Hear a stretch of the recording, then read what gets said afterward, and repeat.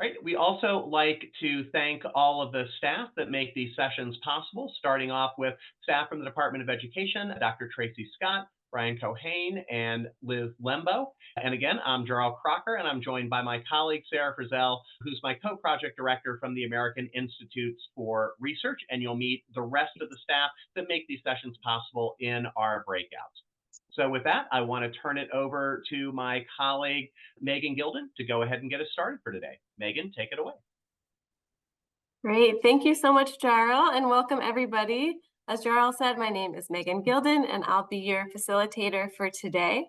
So we'll start with an overview of the series. Throughout the series, we've explored school-wide strategies for supporting attendance, focusing in on two strategies, messaging and school climate. We have reached our third and final session today, where we'll have the opportunity to apply what we have learned through a peer exchange, where participants will share challenges and receive feedback from our peers. So with that, our objectives for today are to deepen our understanding of proactive school-wide strategies and connect with peers to brainstorm ideas to support implementation. Our agenda for today includes a brief recap of themes from the series to start us out. We'll then spend the majority of our time in a peer exchange. For this exchange, participants who signed up in our planning sheet, which we will link in the chat for you to peruse, will go into team breakouts. Don't worry if you did not sign up for a challenge in advance. We have other topic area breakout rooms that you will be able to join. And we'll go over all the details of that in a few minutes. So after we finish the breakout rooms and the peer exchange, we will come back together to share some final reflections and close out the series. So let's start with some of the foundational themes from our learning series. First, we know that proactive school-wide strategies or Tier 1 strategies are foundational and universal approaches to encourage positive student attendance behaviors. These strategies are designed to reach each and every student and family and establish that culture of belonging that then supports positive attendance behaviors. Next, SEAs can provide guidance, resources, coordination, and invest in local capacity building to then be able to support LEAs in their local implementation of these proactive school-wide strategies. So everyone here has a role. Finally, positive school climate and positive conditions for learning include components like physical and emotional health and safety, adult and student well-being, academic challenge and engagement, belonging, connection and support, and relationships.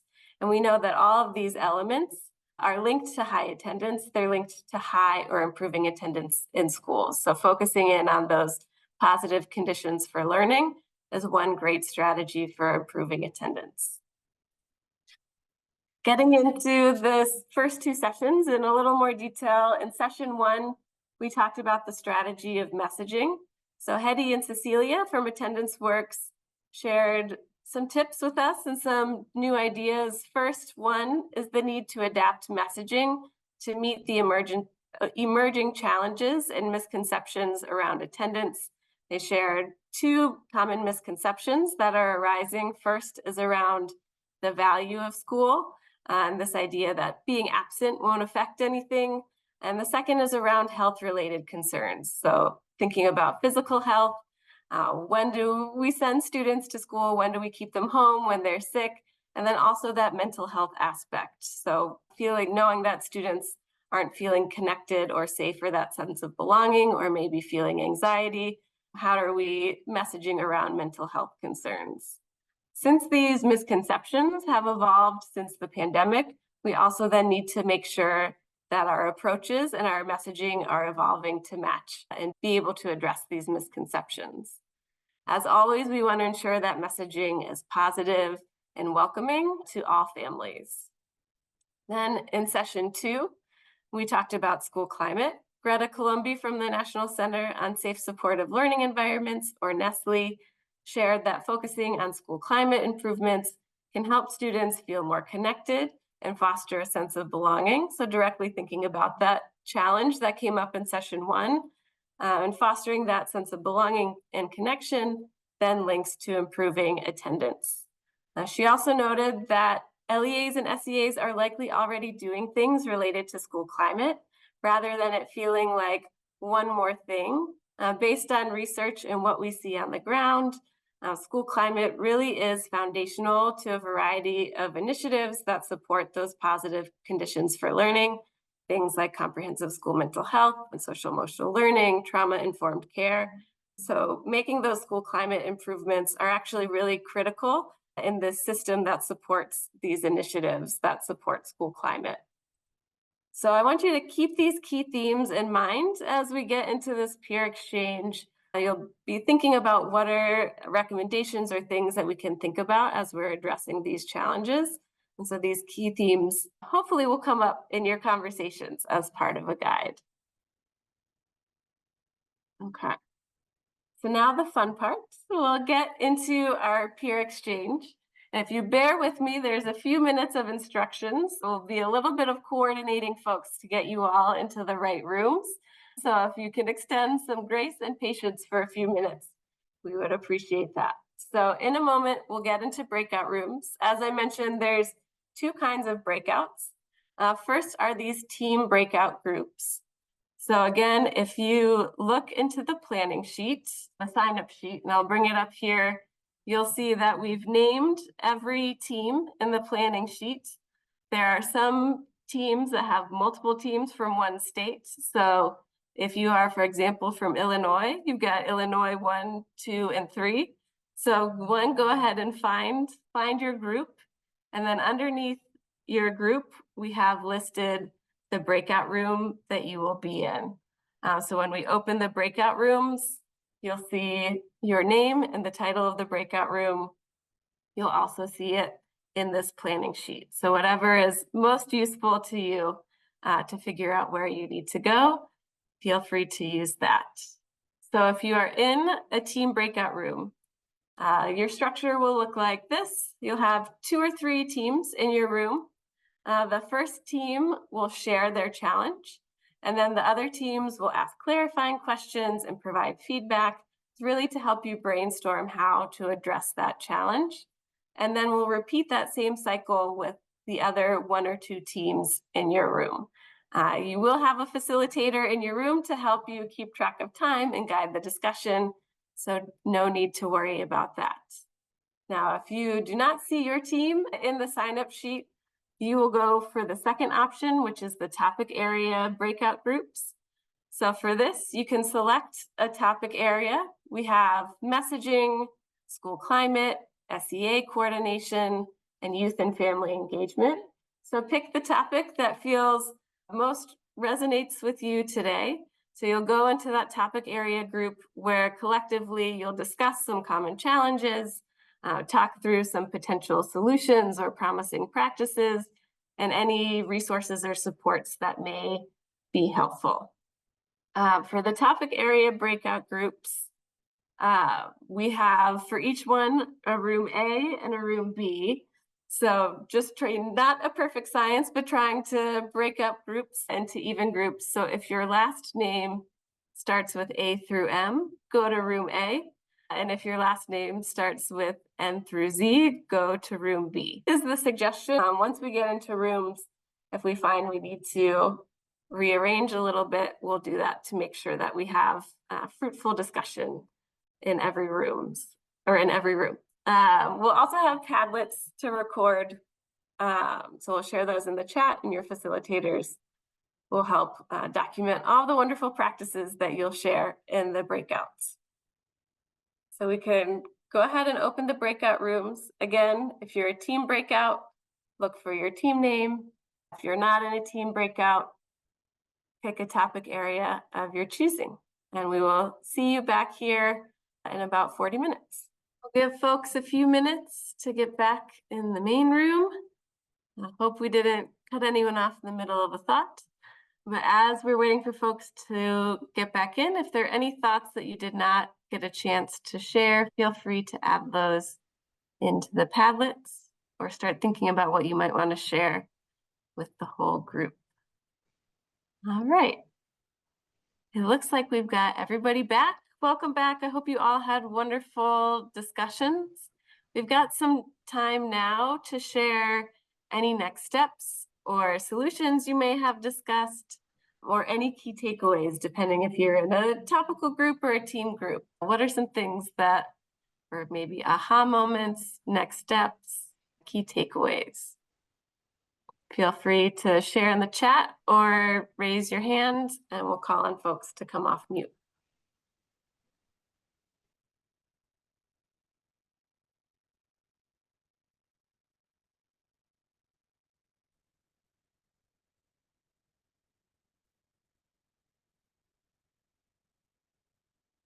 And I see a lot of great things in Padlets. I know the discussions were wonderful.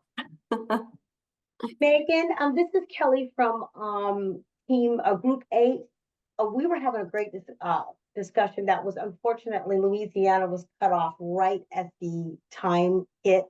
And Louisiana, we spent a lot of time on a conversation around mental health issues of parents. And I'm not sure whether she would be interested in bringing that up, because I'm not sure that we even got an opportunity to really get a lot of feedback to her. So I mean, I can speak. there she is. Yeah, she's not scared. I just what I brought to the group is that one struggle of when you have a parent who has mental health issues, and because of that's hindering the child from coming to school. And so how do we help with that? How can that help? And I'm not talking about a child missing 1 or 2 days. I'm talking about like maybe 10 days or more. All right. And so that's what we were discussing when the time ran out, because that's a big issue when parents are the reasoning for, well, parents are always behind children not being at school, but especially when parents' mental health has gone in that condition that they can't function and they don't bring the children to school, so that they therefore don't see the need to bring that child to school. Because we talked about that before, making sure that we see the need for children to be there. But if you are struggling mentally, if you can't get out of the bed, I don't know if any of you have ever been depressed, but if you've been depressed, if you're depressed and you can't get out of the bed for whatever reasons, how do you get, and you can't get your child there, how does the school system help with that parent? And so that's what we were discussing. Yeah, We didn't come up with any solutions, so. that is so important. We often talk about how are we supporting student mental health, and the conversation is really how are we supporting the adults as well, both educators and families. It makes me think of how can we partner with community-based organizations and other entities that may be able to provide services. I say, Chaska, did you want to share something related to the mental health conversation or something new? I think you're on mute. Well, it's within the same realm. It has something to do with the attendance and with the mental health, because I know I'm not sure of every school district or which departments they have, but I know here in EBR, where I worked for 10 years as a school social worker, we have a child welfare and attendance department where they handle attendance, where they handle truancy, where they handle community outreach for those actual students who are experiencing very high rate of attendance. Because we also have a person, when they miss so many days, it flags that, I forgot what their role is in EBR, but I've had to call that person many times when we're checking attendance and we see this child has missed 20 days. That needs to be flagged. And when it's flagged, it gives to that particular person to call the parent, see what's going on, see why they're missing school. So I think for is what Ms. Dunn were discussing, I think within that school, they should have something to address that attendance. Like I said, in EBR, we have child welfare and attendance, and we also had parent liaisons in the school where they would help and they would have community outreach for the parents as well. They would even have like little workshops at night where they would have vendors to actually come out and address those different needs. Also with mental health too, because that's what child welfare and attendants sometimes do, because they also have the child welfare and attendance workers, a lot of them are past social workers. So everybody kind of work together, but that's what I wanted to add to that. Well, the only problem is by the time that happened, the parent no longer has a telephone with the working number and they have moved. So there's no address. Yeah, and then that leaves whoever worked for truancy kind of out, because now they can't even find the family. They can't find the family. That's what I'm saying. Okay. Yeah, so that brings up a good point, that it's often not just one challenge that you're thinking through. It's a collection of challenges that maybe need to be addressed to actually be able to get to that student or get them back in school. So thinking about what are the dynamics that work together, and who all can help with those different pieces, right? So even if the collective come together, if they moved or don't have a phone number, the collective still can't provide the resources. Mm-hmm. So we've got oh, go ahead, Ms. Foster. Excuse me, I'm sorry. I have a question. When the child moves or the parent moves and the number's not working, do you not contact CPS or Child Protective Services or something of that nature to see if they have anything on them? Because I know that's what we're required to do. That's why I'm asking the question. That might normally be the case, but by the time that this is just a particular case that I ran into this past week, and that might be normal procedures that those things happen in what you just said, Child Protective Services. But this is a family not from our country, not from the country. So you don't have any of those things in place that if the liaison went to the job where the person was working before, they did due diligence trying to find the family, went to the friend where they had seen them before, but it's just like they vanished, so yeah. Oh, okay. Yeah. I was just wondering because we They have have families like that. all those things, all the normal things happen. But I'm just saying what happens when there are not the normal things in place? Okay. What kind of safeguards can we, I guess, put into place? What can we do? How can we learn from this experience? That's what I'm thinking. And since we in this group, we're talking about chronic absenteeism. I just thought it was a perfect place to bring this to the group, that maybe somebody else can think outside of the box and help me. That's it. So thank you so much for sharing and surfacing, I think, many challenges that people are facing across states and in different contexts. So yes, if anyone has solutions, feel free to share in the chat. I want to be mindful of our time. There are some few things in the chat box around resources for engaging parents and families and some other key takeaways. So continue to peruse the Padlets. They'll stay open. And if you have any ideas, that is our purpose here, is to crowdsource some thoughts or some new solutions or next steps to address these challenges that are very complex and ever-changing. So we'll start to close out for today. First, as always, we appreciate your feedback. We'll share a link to a feedback survey in the chat. We're always looking to improve and make sure these sessions are meeting your needs. So if you can take the next few minutes while we're closing out to fill that in, it would be greatly appreciated. This concludes our first learning series, but I want to share a couple of upcoming opportunities that we have. Our next learning series starts in April and is focused on promoting attendance in early grades. We will also have a webinar focused on state strategies to reduce chronic absence, featuring colleagues from Connecticut and New Mexico. The registration links for those have just been shared in the chat.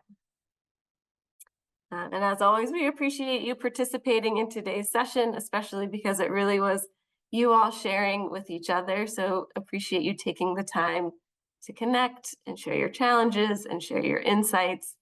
We will follow up with a copy of the final slides and resources.